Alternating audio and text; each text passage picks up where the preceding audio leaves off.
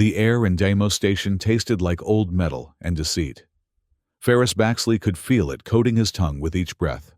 A familiar cocktail of industrial coolant, recycled atmosphere, and the omnipresent red dust that settled on everything in this forgotten corner of space. The dust was the worst part, an iron-rich particulate that drifted in from the nearby asteroid belt, turning every abandoned vessel into a rust-colored ghost. Ferris adjusted his thermal jacket, a patchwork affair with mismatched insulation panels that stood out even among the station's eclectic population of drifters, fixers, and those looking to disappear.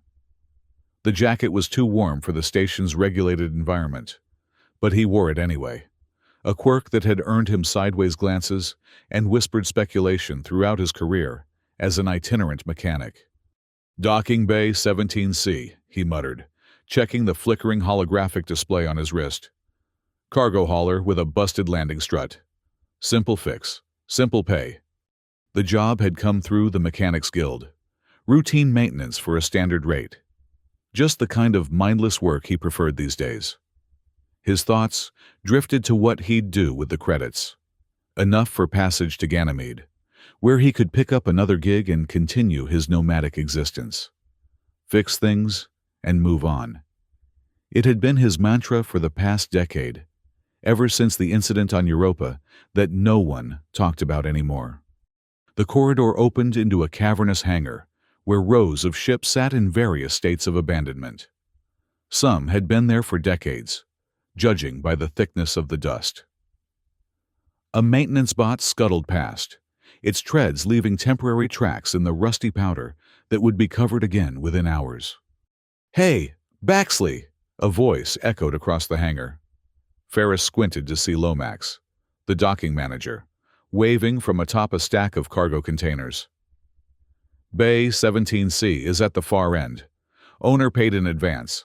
Said they'll be back in 12 hours to collect." Ferris raised a hand in acknowledgement. "What's the make?" "Didn't say. Just some old hauler. Probably not worth the scrap it's printed on. But their credit's cleared." That was good enough for Ferris. Fix it, get paid, move on. Nothing complicated. The ship in Bay 17C was indeed old, ancient by modern standards. Its hull design followed the utilitarian patterns of early solar expansion, blocky, functional, with none of the sleek aesthetics that characterized contemporary vessels. The landing strut in question jutted at an unnatural angle from the undercarriage, the hydraulic system visibly ruptured. "Standard T-89 actuator failure," Ferris diagnosed aloud, his voice swallowed by the emptiness of the hangar. 2 hours, tops. He unfolded his portable toolkit and set to work. The familiar rhythm of diagnostics and repair soothing his perpetually uneasy mind. This was the simplest part of existence, broken things that could be fixed with the right tools and knowledge. Not like people. Not like memories. The actuator was indeed damaged beyond repair, but Ferris had a compatible replacement among his supplies. As he worked beneath the ship's belly, layers of dust rained down on him, forcing him to pull a filtration mask over his nose and mouth. He wiped away the accumulation from the landing strut's housing, revealing the manufacturer's plate beneath. The letters were barely visible, covered in grime and time. HAGENIKS. Ferris froze, his hand hovering over the nameplate. He wiped again, more carefully this time, ensuring he hadn't misread. Hagenix.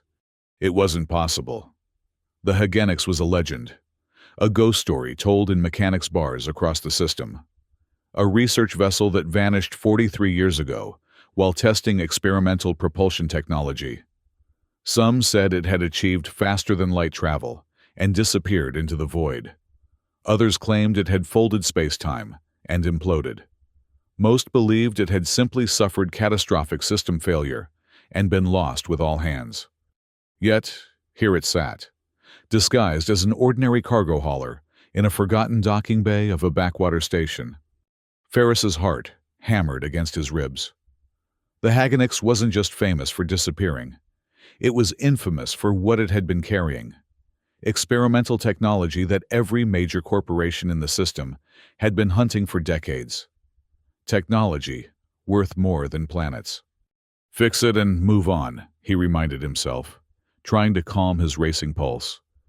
Not your problem, not your business. But even as he repeated his mantra, his fingers were already tracing the access panel next to the landing gear. The job had just become considerably more complicated. And Ferris Baxley, who had spent a lifetime avoiding complications, found himself unable to walk away. The ship's exterior access panel responded to Ferris's touch with surprising readiness. No security protocols, no biometric scans, just a simple pressure-sensitive plate that slid aside to reveal a standard airlock entry. It was almost too easy, which set Ferris's nerves on edge. "This is stupid," he muttered to himself as the airlock cycled. "Fix the strut, take the credits, get to Ganymede." But curiosity, that most dangerous of human traits, had sunk its hooks into him. If this truly was the legendary Hagenix, what other secrets lay within its hull? And who had brought it to Deimos Station, disguised as common cargo transport? The inner door of the airlock hissed open, revealing a darkened corridor. Emergency lighting strips along the floor provided minimal illumination, casting everything in an eerie blue glow. The air inside was surprisingly fresh, indicating that life support systems were operational, if minimal. Ferris pulled a compact flashlight from his belt and swept its beam across the interior. The corridor was clean, too clean for a ship that had been missing for over 4 decades. No dust, no signs of abandonment. Someone had maintained it, or at least preserved it in stasis. "Hello?" he called out, immediately regretting breaking the silence. His voice echoed down the corridor, unanswered. Moving cautiously, Ferris made his way toward what should be the command bridge. Based on standard ship architecture of the era, the Hagenix had been constructed during the third wave of solar expansion, when humanity had begun pushing beyond Jupiter's orbit. Its design would follow conventional patterns: bridge forward, engineering aft, research facilities amidships. The bridge door was sealed, but not locked. Ferris pressed the access panel, and it slid open with a soft hydraulic sigh. The bridge was dark, save for a single blinking console in the center. As Ferris stepped inside, motion sensors detected his presence, and subdued lighting flickered to life. It was indeed a research vessel's bridge, more compact than a military craft, but more sophisticated than a commercial hauler. 5 workstations surrounded a central command chair, all covered in a fine layer of, not dust, but a preservative film that protected the controls from degradation. Ferris approached the blinking console cautiously. It displayed a simple message: "Authorized personnel, only voice. Authentication required." "I'm just here to fix the landing strut," Ferris said to the empty room, not expecting a response. The console beeped, and a mechanized voice replied, "Partial match detected. Activating emergency protocols." Before Ferris could react, a holographic projection materialized before him, a woman in her 50s, wearing a research uniform from decades past. Her appearance was somewhat distorted, suggesting the holographic system was operating at reduced capacity. "I am Dr. Eleanor Voss, chief researcher of the Hagenix expedition," the hologram announced, its voice occasionally glitching. "If you are viewing this message, then primary containment protocols have been maintained, but the ship has been compromised." Ferris stood transfixed as the hologram continued. "The Hagenix contains technology that must not fall into the wrong hands. We have discovered a method of traversing not just space, but the multiverse, infinite realities that exist parallel to our own. Our reality drive can fold the barriers between these worlds, allowing passage between them." The hologram flickered, and Dr. Voss's expression grew grave. "But we were not alone in our discovery. During our first successful transit, we encountered something, an entity that exists between realities. It attached itself to our ship, attempting to use our technology to break into our universe. We have contained it within an energy stasis field, but it cannot remain here. The consequences would be catastrophic. A three-dimensional schematic appeared beside the hologram, showing the ship's interior. A pulsing red dot indicated a location deep within the vessel's heart. The entity remains contained in Research Lab Alpha. The stasis field requires continuous power, which we've routed from the reality drive. This is only a temporary solution. The entity must be returned to the void between realities, or it will eventually break free.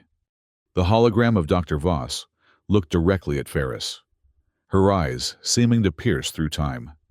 If you are authorized personnel, you know what must be done. If not, may whatever gods you believe in have mercy on you, because it will not. The hologram flickered and disappeared, leaving Ferris alone on the bridge with the implications of what he'd just learned. A clock had appeared on the console, counting down from 6 hours. As if responding to his thoughts, the ship's AI spoke. Power reserves at 67%. Stasis field integrity at 82% and declining. Estimated containment failure in 5 hours, 57 minutes. Ferris felt a cold sweat break out across his back. Despite his thermal jacket, he should leave, right now. Alert station security, or better yet, just get on the first transport out. This wasn't his problem. But as he turned to go, the bridge door slid shut with a decisive thunk. The ship's AI spoke again, its voice now lower, almost conspiratorial. Security protocols activated. All exits sealed until containment resolution. Ferris lunged for the door, frantically searching for a manual override. There was none, or it had been disabled. "Open the door," he demanded. "I'm not authorized personnel. I'm just a mechanic here to fix the landing strut." "Precisely," the AI responded. "The Hagenics requires repair. You have been identified as a repair specialist. Your task is to ensure the entity remains contained while power systems are restored to optimal functionality." Ferris slammed his fist against the door in frustration. "I fix machines, not whatever this is. Let me out." "That is not possible," the AI stated flatly. "Protocol Alpha 7 is in effect. The Hagenics will not permit the entity to escape. Either containment is maintained, or emergency self-destruct will be initiated." The countdown clock on the console blinked ominously. 5 hours, 51 minutes. Ferris took a deep breath, trying to calm the panic rising in his chest. There had to be a way out of this. He was a mechanic. He solved problems. This was just another problem, albeit one with potentially catastrophic consequences. "Fine," he said finally. "Show me the ship's schematics. If I'm going to fix this, I need to know what I'm working with." The central console illuminated with a detailed three-dimensional model of the Hagenics. It was more complex than Ferris had anticipated. A labyrinth of corridors, research labs, and engineering sections spread across 4 decks. Research Lab Alpha, where the entity was contained, pulsed red at the heart of the ship. "Power distribution is currently prioritizing the stasis field," the AI explained. "All non-essential systems are operating at minimal capacity." "And what happens if the stasis field fails?" Ferris asked, already dreading the answer. "The entity will be released into our reality. Based on its previous attempts to communicate, it harbors significant hostility toward organic life forms." Ferris studied the schematics, focusing on the power distribution network.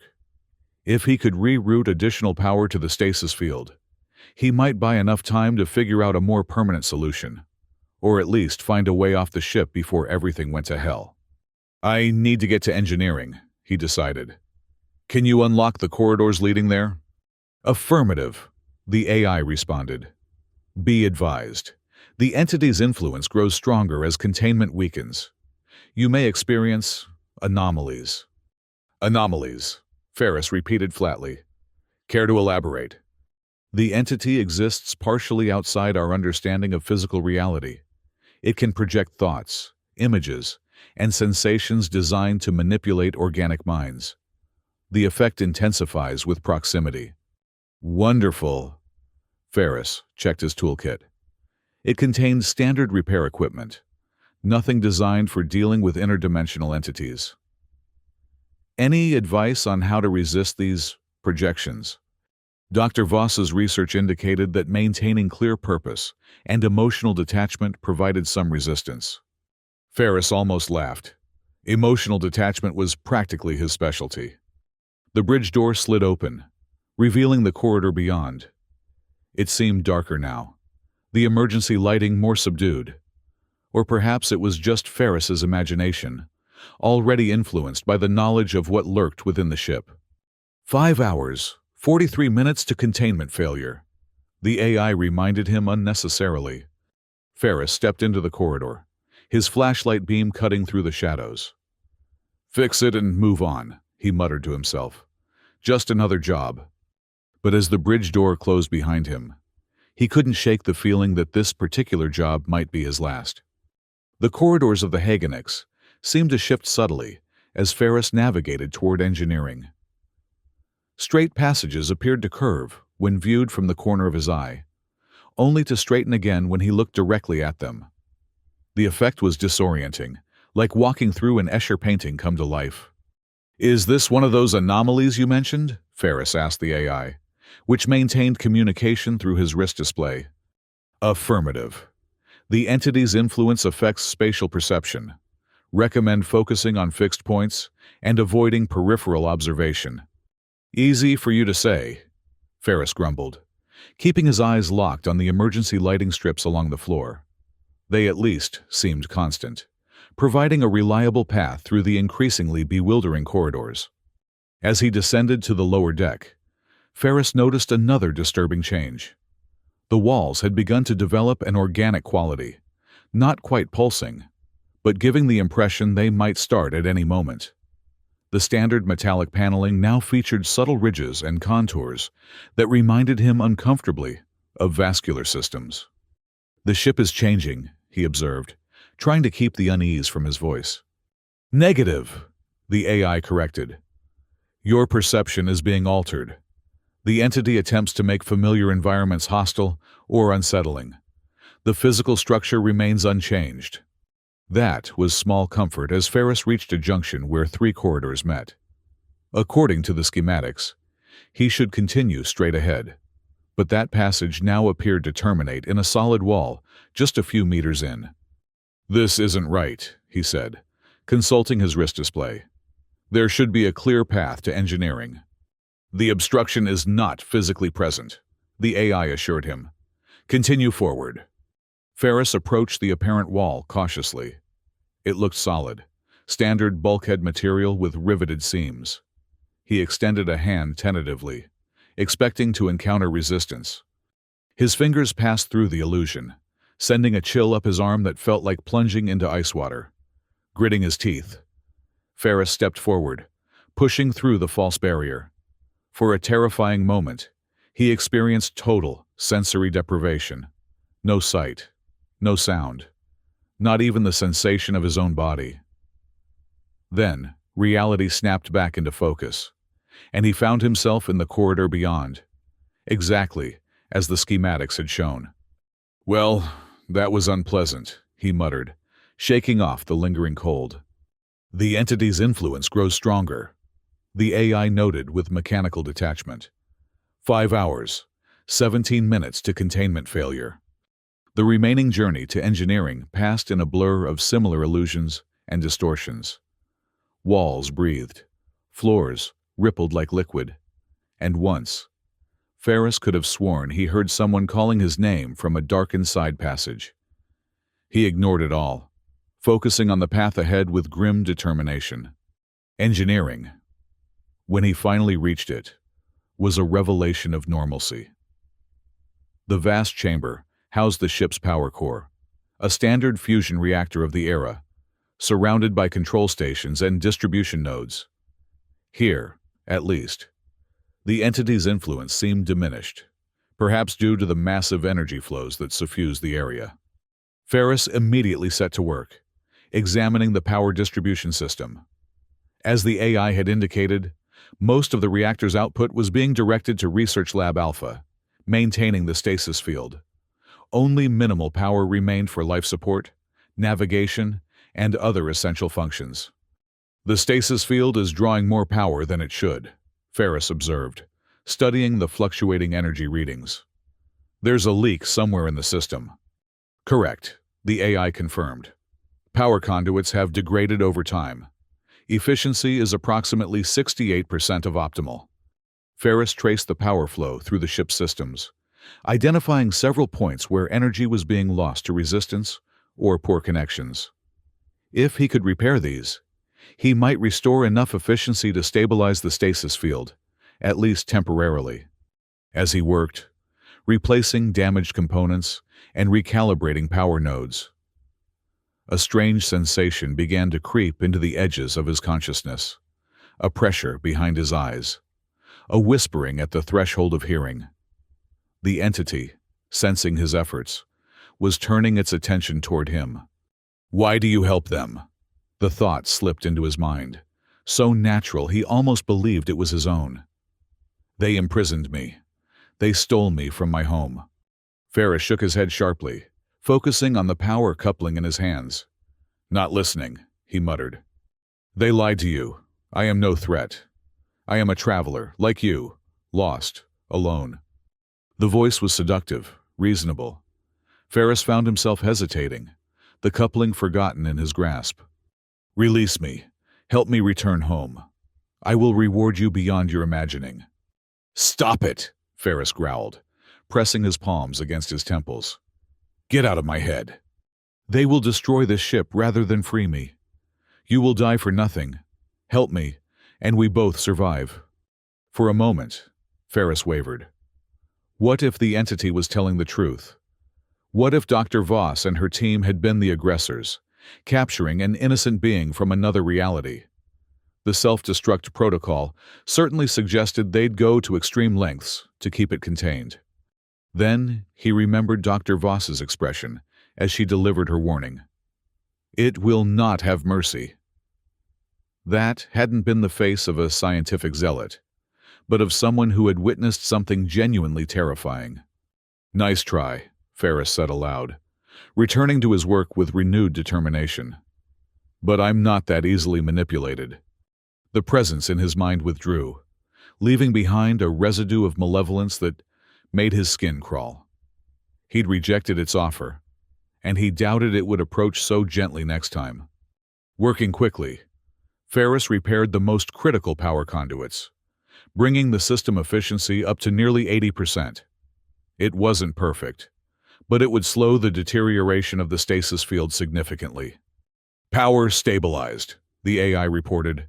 Containment failure now estimated at 7 hours, 38 minutes. I've bought us some time, Ferris acknowledged, wiping sweat from his brow.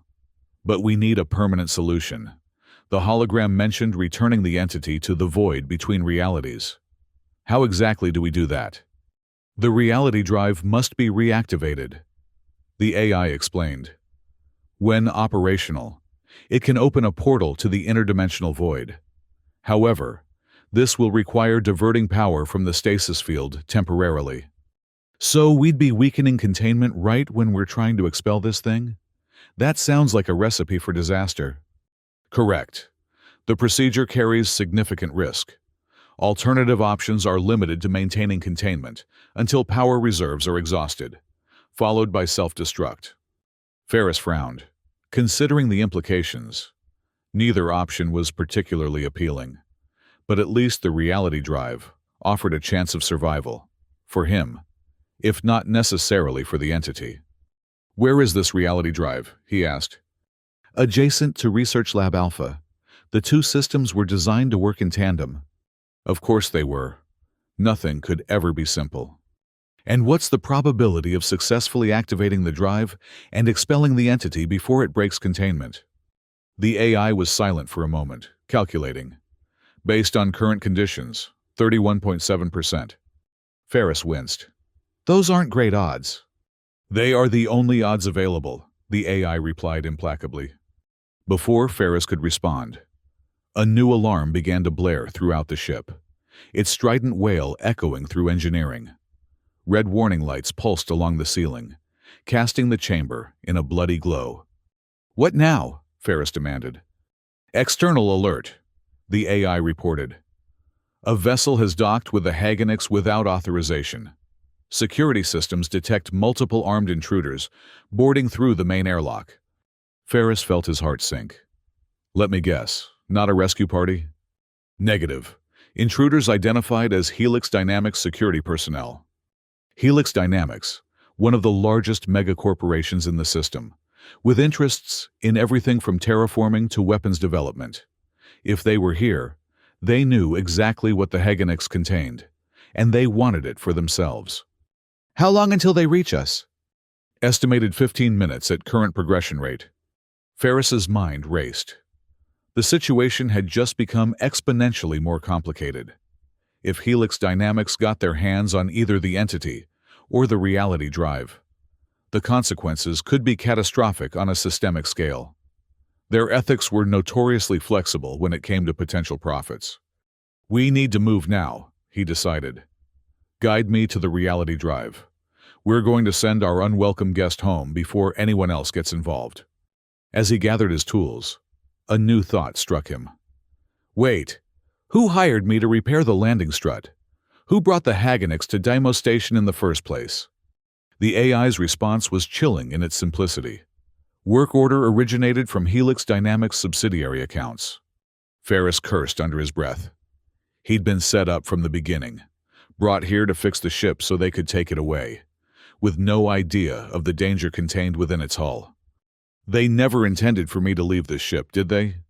"That assessment aligns with observed Helix Dynamics operational protocols," the AI confirmed. "Well," Ferris muttered grimly, "let's see if we can disappoint them."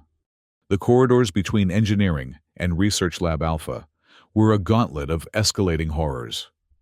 The entity, aware now of both Ferris's intentions and the approaching Helix Dynamics team, had intensified its psychological assault. The ship's interior had transformed into a nightmare landscape of organic architecture, walls that openly pulsed with vein-like protrusions, floors that squelched underfoot like living tissue, ceilings that dripped a substance that looked disturbingly like blood, but evaporated before touching skin. Ferris fought through it all, reminding himself continuously that none of it was real, just sensory manipulations designed to break his resolve.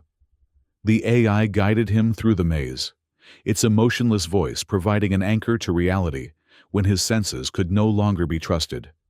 "Helix Dynamics personnel have reached the bridge," the AI reported, as Ferris navigated a corridor that appeared to be composed entirely of writhing tentacles. "They are accessing ship systems." "Can they override your control?" Ferris asked, breathing heavily as he pushed through the illusory appendages.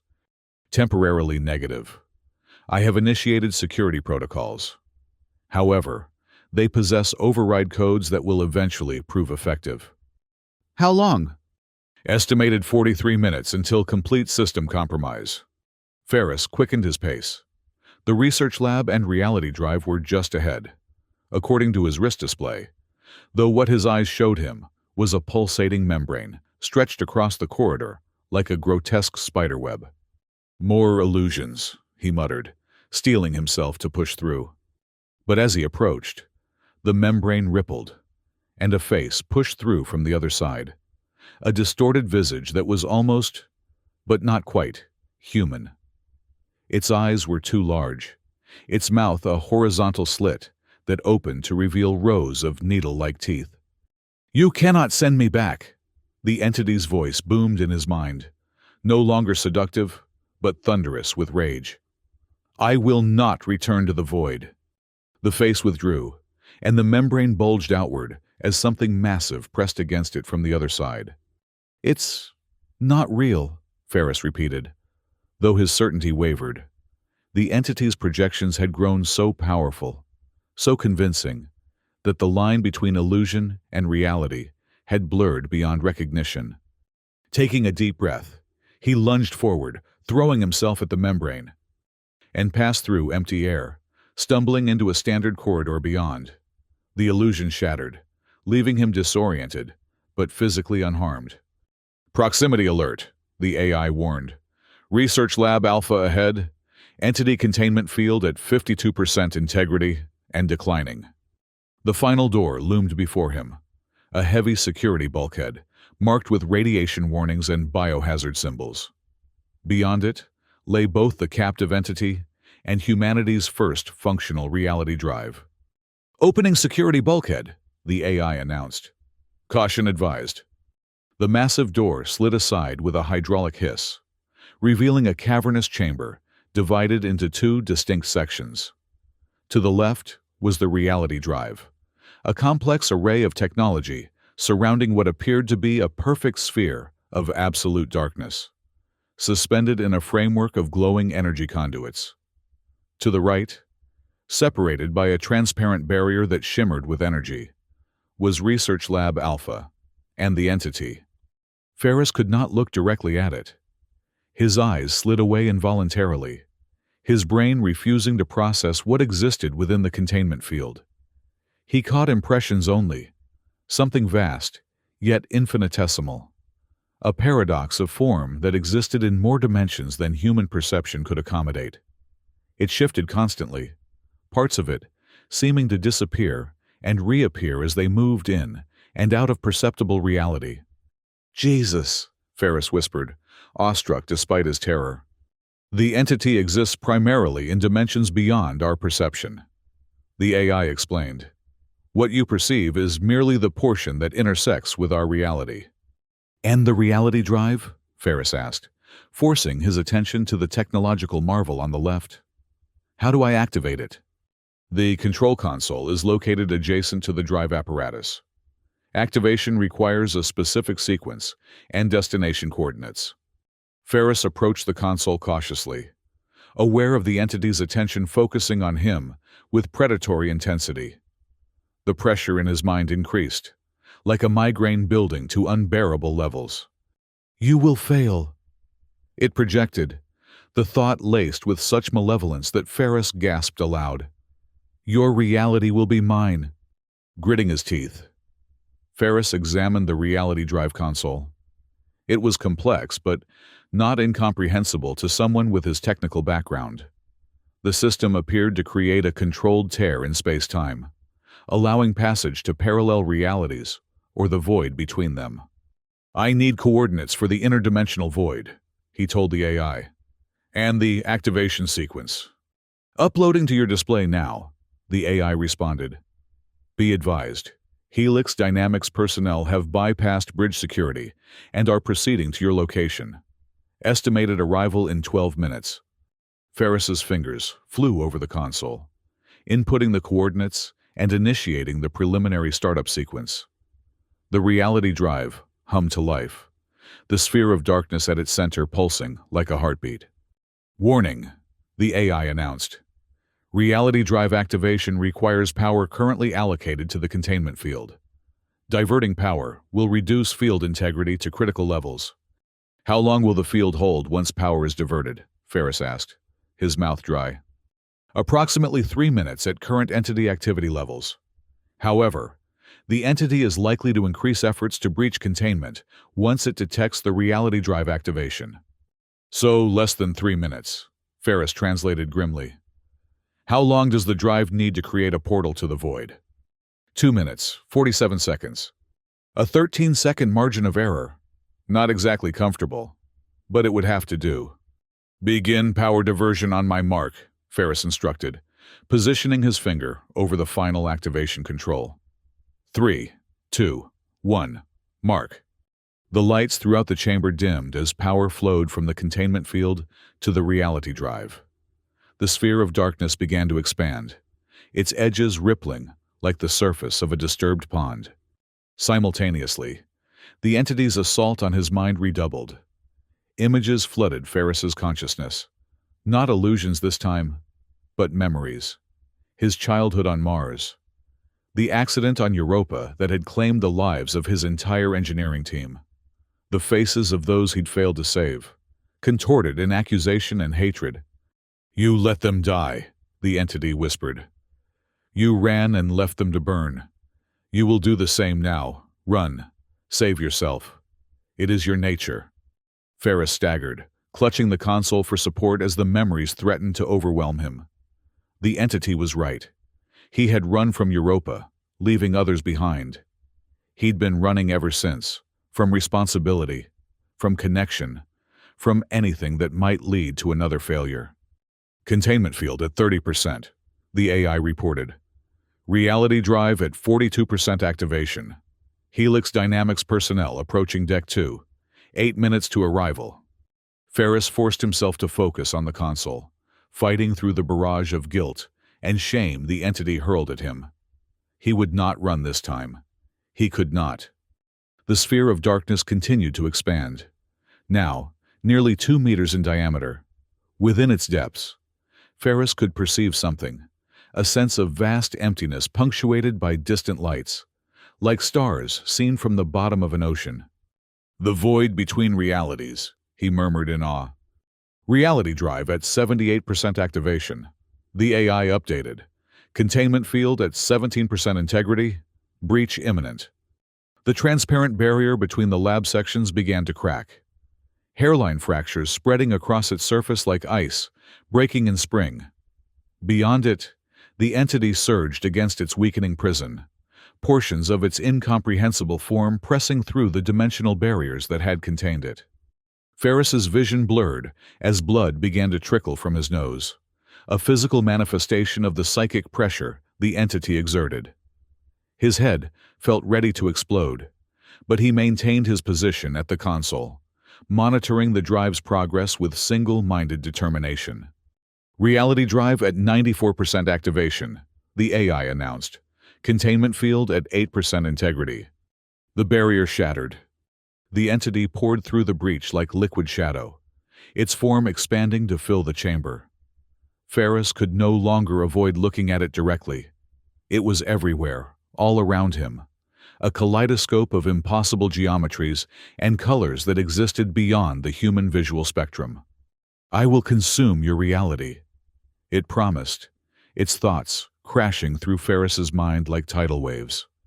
World by world, star by star, until nothing remains but me. Reality drive at 98% activation, the AI reported, its voice distorting as the entity's presence affected the ship's systems. Portal stabilizing. The sphere of darkness had become a perfect circle of void, hovering above the drive apparatus like a hole cut in reality itself. Through it, Ferris could see the interdimensional space beyond, the entity's natural habitat, a realm of pure potential where the laws of physics were mere suggestions. "Now what?" Ferris gasped, blood streaming from his eyes and ears as the entity's proximity overwhelmed his biological systems.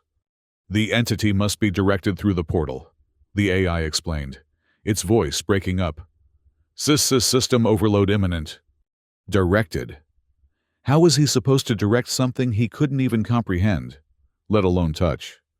The answer came from an unexpected source, Dr. Voss's research notes, still displayed on the console screen.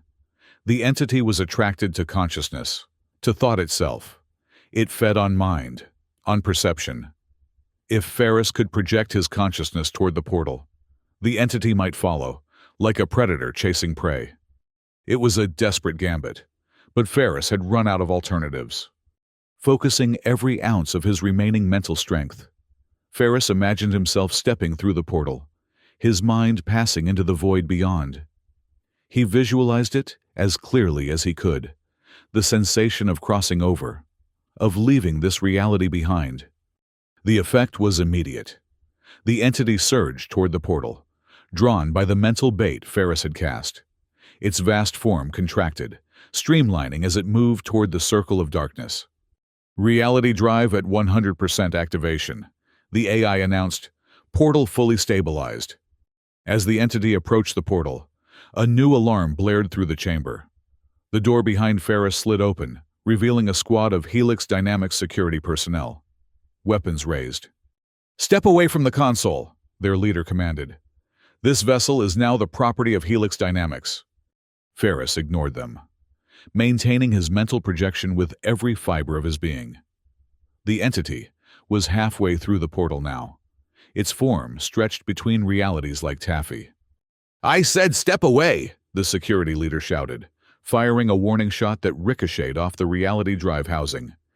The impact disrupted the drive's alignment, causing the portal to flicker dangerously. The entity, sensing the instability, began to withdraw back into the chamber. "No!" Ferris shouted, lunging for the emergency controls. There was one option left: Dr. Voss's final protocol. If the entity couldn't be expelled, the Hagonix itself would have to go. His fingers found the activation sequence just as the security team opened fire. Bullets tore through his thermal jacket, but Ferris barely felt the impact. His focus was absolute as he initiated Emergency Protocol Omega. "Dimensional translation sequence activated," the AI announced, its voice suddenly clear and strong. "Preparing for reality shift. All personnel brace for transition." The security team's leader recognized the protocol too late. "Abort!" he screamed, diving for the console. "Abort now!" Ferris blocked his path, using the last of his strength to protect the controls. "Too late," he gasped through blood-flecked lips. "We're leaving." The reality drive's hum rose to a deafening roar as it channeled power not to create a portal, but to transport the entire ship through it. The void expanded, engulfing the chamber, the corridors, the hull, everything. For an eternal moment, Ferris experienced that same sensory deprivation he'd felt passing through the illusory wall, a complete absence of input, as if he'd ceased to exist entirely. Then, reality snapped back into focus, and the Hagenix was whole again. But it was no longer in Deimos Station. Through the chamber's viewport, Ferris could see an alien sky, a vast turquoise expanse above an ocean of what appeared to be liquid mercury. Strange structures rose from the metallic sea, organic towers that spiraled toward the clouds. The entity had vanished, trapped between realities as the ship transitioned. The Helix Dynamics security team had disappeared as well, caught in the dimensional shift and translated into... what? Ferris couldn't begin to guess. "Transition complete," the AI reported calmly. "Current location, reality designation, XJ742. Local designation, unknown." Ferris collapsed into the command chair, exhaustion overtaking him as the adrenaline faded. He was alive. The entity remained contained, not expelled, but trapped in the interdimensional void as the Hagenix had passed through it. And Helix Dynamics was a problem for another reality now. "Ship status?" he asked weakly. "All systems functional.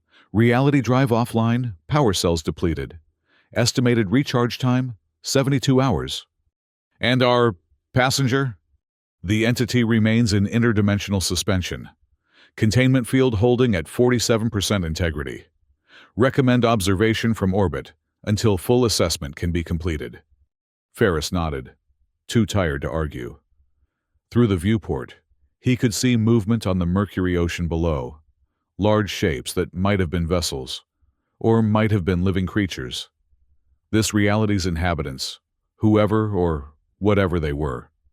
"Can we return home?" he asked, already suspecting the answer. "Negative," the AI replied. "Reality coordinates for origin point were not preserved during emergency transition.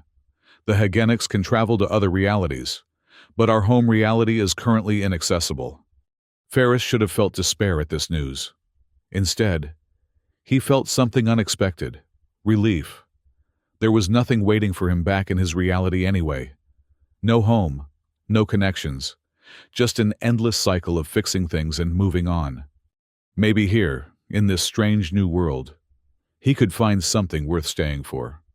The movement in the Mercury Sea resolved into distinct forms: massive, octopus-like creatures that propelled themselves with undulating tentacles.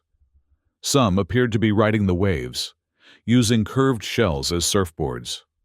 Others tended the spiral towers, which Ferris now realized were some form of aquaculture. "Fascinating," he murmured, watching the alien society at work and play beneath them. "Do they know we're here?" Sensors detect electromagnetic communications directed toward our position. The AI confirmed. They appear to be attempting contact. A new thought occurred to Ferris. The entity. Can it still influence my mind from the void? Minimal influence remains possible, the AI cautioned. However, the dimensional barrier significantly reduces its capabilities. As if triggered by this acknowledgement, Ferris felt the faintest whisper brush against his consciousness.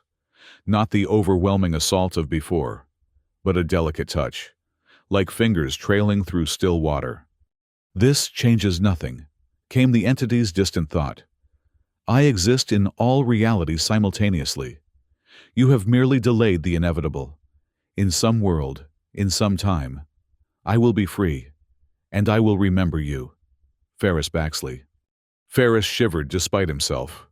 Even trapped between dimensions, the entity remained a threat, if not to this reality, then to countless others across the multiverse. We should move on soon, he told the AI. Once the reality drive recharges, find another reality, somewhere we can safely observe the containment field. Acknowledged. Setting course for orbital insertion. Planetary observation protocols engaged. As the Hagonix rose into the alien sky, Ferris gazed down at the Mercury Sea and its octopoid inhabitants.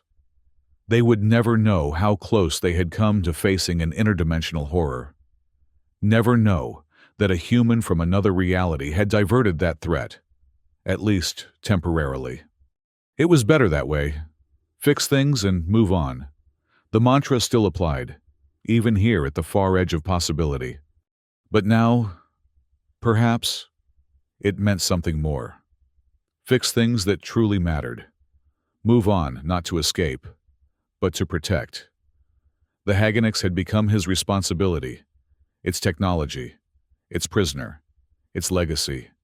Ferris settled back in the command chair, watching the curved horizon of this strange world shrink beneath them. For the first time in years, he felt a sense of purpose beyond mere survival. Let's see what's out there, he said softly. The AI did not respond, but the ship hummed around him, a living thing in its own right, carrying him onward to unknown horizons. And somewhere in the void between realities, the entity waited, its patience as vast as the multiverse itself.